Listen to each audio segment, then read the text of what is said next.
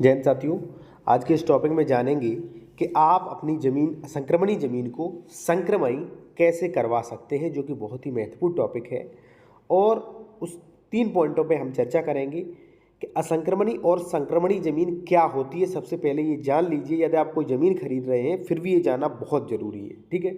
दूसरा, कितने दिनों बाद ज़मीन आप संक्रमणी करवा सकते हैं, ज़मीन संक्रमण करवाने का पूरा प्रोसेस क्या होता है। ये टॉपिक जो है वो बहुत ही महत्वपूर्ण है, इसीलिए मैं इस पर चर्चा करने वाला हूँ तीनों पॉइंट पर। साथियों, एक चीज़ मैं आपको और बता दूँ, यदि आप कोई भी कानूनी सलाह लेना चाहते हैं या कोई उत्तर प्रदेश में ज़मीन खरीद रहे डॉक्यूमेंट चेक करवाना चाहते हैं तो आप कांटेक्ट कर सकते हैं। कांटेक्ट नंबर वीडियो की डिस्क्रिप्शन में दिया गया है। आते हैं अपने टॉपिक पर। सबसे पहला क्वेश्चन जो आता है वो ये आता है कि असंक्रमणी और संक्रमणी ज़मीन क्या होती है। तो देखिए साथियों, सबसे पहले सरकार देती है पट्टा, ठीक है, पट्टा देती है। और सरकार पट्टा किन्हें देती है? भूमिहीन किसानों को, या मान लीजिए किसी को पट्टा मिला है तो सरकार ये कहती है कि 10 साल तक आप असंक्रमणी भूमिधर हैं उस पर, ठीक है। देखिए, 4 प्रकार के जो अधिकार होते हैं, 4 प्रकार के भूमिधर होते हैं: संक्रमणी अधिकार, असंक्रमणी अधिकार, आसामी और सरकारी पट्टेदार। अब आप ज़्यादा दिमाग मत लगाइए, आप ये समझिए कि अधिकतर 2 श्रेणी की भूमि होती है, संक्रमणी और असंक्रमणी। आपको पट्टा मिल गया या किसी को पट्टा मिला गया, ठीक है, तो वह लगभग 5-10 साल तक असंक्रमणी होता है, ठीक है। यानी कि उसे उस पट्टे पर जो सरकार ने दिया है बहुत ज़्यादा राइट्स नहीं होते। जब उसकी आप खतौनी निकलवाएंगे तो उस पर लिखा होगा असंक्रमणी जमीन श्रेणी नंबर 2, तो उस पर बहुत अधिकार प्राप्त नहीं होते हैं, ठीक है। सबसे बड़ा अधिकार, आप असंक्रमणी जमीन को बेच नहीं सकते, ठीक है।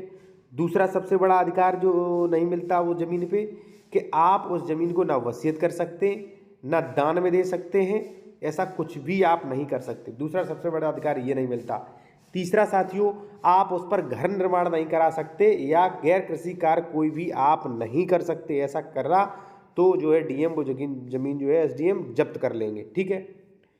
जैसा कि मैंने 3 अधिकार बताया आपको, और उसकी मेड़बंदी भी नहीं करवा सकते आप। तो ये अधिकार आपको असंक्रमणी जमीन पे नहीं मिलते। अब कहेंगे तो भाई अधिकार मिलता ही कौन सा है, तो देखिए, असंक्रमणी जमीन जो आपकी है उसे आप जोतिए, बोइए, फसल पैदा करिए। जब आप मर जाएंगे तो आप वो संपत्ति जो है वो आपके बच्चों के नाम चली जाएगी, ठीक है, लेकिन वसीयत वगैरह नहीं कर सकते, ठीक है। तो सिर्फ इतना ही है, जोतिए बोइए और वो चली जाएगी। अब हर आदमी चाहता है कि मुझे इस पर राइट्स बहुत ज़्यादा मिले। कौन नहीं चाहेगा कि भाई हमें इतना अधिकार मिल जाए कि मैं इस ज़मीन को बेचना चाहूँ बेच दूँ, इस पर घर बनाना चाहूँ घर बनाऊँ। यानी कि सभी राइट्स कौन नहीं लेना चाहेगा, सब लेना चाहेंगे। तो उसके लिए साथियों प्रोसेस जो है, इसके बारे में प्रावधान जो करता है वो करता है यूपीआरसी 75 और 76, ठीक है। तो सब लोग सोचते हैं कि ज़मीन संक्रमणी हो जाए हमारी ज़मीन, ठीक है। अब हम बताएंगे संक्रमणी पे कौन कौन से अधिकार मिलते हैं, ठीक है। संक्रमणी पर सारे अधिकार आपको प्राप्त होते हैं। जैसे मान लीजिए असंक्रमणी जमीन को संक्रमणी करवा लेते हैं, या संक्रमणी कोई ज़मीन है तो संक्रमणी ज़मीन को आप बेच सकते हैं, दान, वसीयत, बंधक, पट्टा कुछ भी कर सकते हैं। आप उस पर घर बनाइए या मैरिज होम या स्कूल कुछ भी बना सकते हैं। आप उसकी मेड़बंदी कराइए, बेदखली करवाइए, केसीसी लीजिए, सब लेने के लिए स्वतंत्र हो। सिर्फ मिट्टी नहीं निकाल सकते, मिट्टी किसी भी ज़मीन से नहीं निकाल सकते, यानी कि खनिज आप नहीं निकाल सकते बिना परमिशन के, ठीक है, उससे रॉयल्टी लगती है, ठीक है। बाकी सारे अधिकार संक्रमणी भूमि पे आपको प्रदान होते हैं। अब आप समझ गए कि असंक्रमणी और संक्रमणी जमीन कैसे पता लगाएं। साथियों, एक चीज़ और, कभी भी आप भविष्य में असंक्रमणी जमीन मत खरीदना, वरना वो रजिस्ट्री कैंसिल हो जाएगी आपकी, ठीक है। अब साथियों बात आती है कि कितने दिनों बाद जमीन संक्रमणी करवाई जा सकती है, ठीक है साथियों। तो यूपीआरसी 76 जो है प्रावधान करता है कि यदि मान लीजिए आपको कोई सरकार पट्टा मिला है सरकारी, और आप उस पर लगभग 5 साल से उसे यूज में ले रहे हैं, तो 5 साल से जो असंक्रमणी भूमिधर है वो संक्रमणी हो जाता है, ठीक है। लेकिन अपना रेवेन्यू विभाग जो है वो सबसे भ्रष्ट ऑफिसर जो है, सब एसडीएम, तहसीलदार, लेखपाल, कानूनों को सारे के सारे भ्रष्ट उसमें बैठे हैं, तो कोई भी करता नहीं है। भाई किसान काश्तकार जो है वो खुद प्रोसेस करता है, तो उसके लिए उसमें पैसा और पूरा प्रोसेस आपको जान लेना चाहिए, ठीक है। अब सवाल आता है कितने दिनों बाद जमीन संक्रमणी करवा सकते हैं, तो आप लगभग 5 साल बाद या 10 साल बाद वो ज़मीन जो है वो संक्रमणी करवा सकते हैं। और प्रत्येक व्यक्ति चाहता है कि ज़मीन संक्रमणी हो जाए, यानी कि हमें इस ज़मीन पर सारे राइट्स प्राप्त हों। ठीक है, भले ही आप नहीं बेचना चाहते, फिर भी आप चाहोगे कि हमें सारे राइट्स प्राप्त होने चाहिए। ठीक है, तो उसके लिए ज़मीन संक्रमणी करवाएंगे। ठीक है, जब आप अपनी खतौनी निकलवा रहे होगे अभी, तो देखना उस खतौनी पे कि ज़मीन आपकी संक्रमणी है कि असंक्रमणी है। अगर असंक्रमणी है तो संक्रमणी करवा लीजिएगा आप। ठीक है, तो सवाल आता है कि ज़मीन संक्रमणी करवाने का प्रोसेस क्या होता है। संक्रमणी करवाने का प्रोसेस तो देखिए, सबसे पहले आपको अपनी तहसील से 57 खा की आपको नकल लेनी पड़ेगी। ठीक है, अब आप कहेंगे ये 57 खा क्या होता है। ये 57 खा ये होता है कि आप जिस ज़मीन पे संक्रमणी जो ज़मीन है आपकी, क्या सरकार ने वो आपको पट्टे पे दी थी। यदि पट्टे पे दी होगी तो 57 खा रजिस्टर पे दर्ज होगी। ठीक है, तो 57 खा की नकल के उसमें दर्ज है कि नहीं, किस पृष्ठ पर दर्ज है। ठीक है, सरकार को वो भी तो चाहिए कि भाई आपको पट्टा मिला था तो कब मिला था, कौन सी सन में मिला था, किस अधिकारी ने दिया था, पूरा रिकॉर्ड इस पर रहता है। तो आपको 57 खा की नकल लेनी पड़ेगी जो आपको तहसील से मिलती है। नकल सवाल आपको डालना पड़ेगा, बाकायदा नकल मिल जाएगी। और कोई भी एडवाइस लेना चाहते ले सकते, कॉन्टैक्ट नंबर वीडियो की डिस्क्रिप्शन में दिया गया है। ठीक है, तो सबसे पहले क्या 57 खा आपको लेना पड़ेगा। ठीक है, दूसरा जो डॉक्यूमेंट्स है साथियों वो है आकार पत्र 41।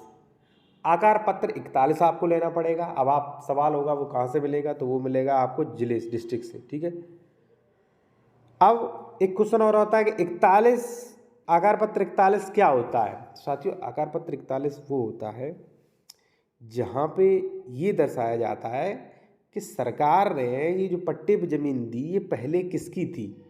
यदि ऊसर बंजर है तो पट्टा दिया जा सकता है। अगर वो ज़मीन की तालाब थी तो यानी कि सरकार से गलती हो गई, या मान लीजिए आपने गलती से पट्टा ले लिया।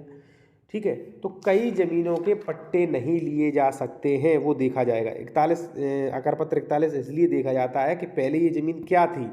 अगर वो ज़मीन खलियान की थी, खाद के गड्ढों की थी, चरागाह की थी, कब्रिस्तान शमशान है, ठीक है, या सिंघाड़ा बोने की है, या नदे की तलहटी है, ठीक है, या मान लीजिए राज्य सरकार की ज़मीन थी। ठीक है, तो यानी कि तालाब पोखर झील तो नहीं थी। तो यानी कि 41 ये दिखाता है कि पहले ये ज़मीन किसकी थी। मैंने ये जो सभी बताया है, यदि ज़मीन पहले इसकी थी, मान लीजिए तालाब की ज़मीन हुई, तो आपका संक्रमणी ज़मीन नहीं की जाएगी बल्कि पट्टा निरस्त कर दिया जाएगा। ठीक है, तो कहने का मतलब ये है सरकार रिकॉर्ड मंगवाती है आपसे कि आप ले आइए, यानी कि तहसीलदार के सामने पेश करिए। अगर वो ज़मीन, वो भाई उसे तो रिकॉर्ड चाहिए, अगर वो ज़मीन राज्य सरकार ग्राम सभा चरागाह ऐसी हुई तो 41 में दर्ज होगी, तो वो निरस्त कर देगा। अगर आपकी ज़मीन ऐसी नहीं है, बंजर ऊसर ज़मीन थी, तो वहाँ पे आपका वो ज़मीन जो है वो संक्रमणी कर देगा। ठीक है, तो क्या क्या चाहिए आपको, 57 खा की नकल और आकार पत्र 41, उस खेत की खतौनी और नक्शा हो सके तो।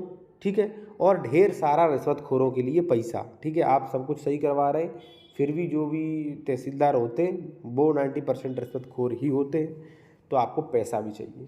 ये सारी चीज़ें लगा के आप दावा कर सकते हैं। दावा करने के कुछ दिनों बाद जो है आदेश दिया जाएगा कि फलाने भूमिधर की फलाने गाटा संख्या की ज़मीन को असंक्रमणी से संक्रमणी घोषित किया जाता है। और जिस दिन संक्रमणी घोषित किया जाता है आपको कई सारे राइट्स जो है उस प्रॉपर्टी पर साथियों प्राप्त हो जाते हैं। फिर आप उस प्रॉपर्टी को चाहे बेचिए, चाहे दान में दीजिए, चाहे बंधक करिए, चाहे उसकी वसीयत करवाइए, चाहे उस पर घर बनवाइए, मैरिज होम बनवाइए, चाहे उसका 143 करा के प्लॉटिंग करिए। आप स्वतंत्र हैं संक्रमणी ज़मीन के लिए, बस आप उसका खनिज नहीं निकाल सकते, वो किसी भी ज़मीन में राइट्स नहीं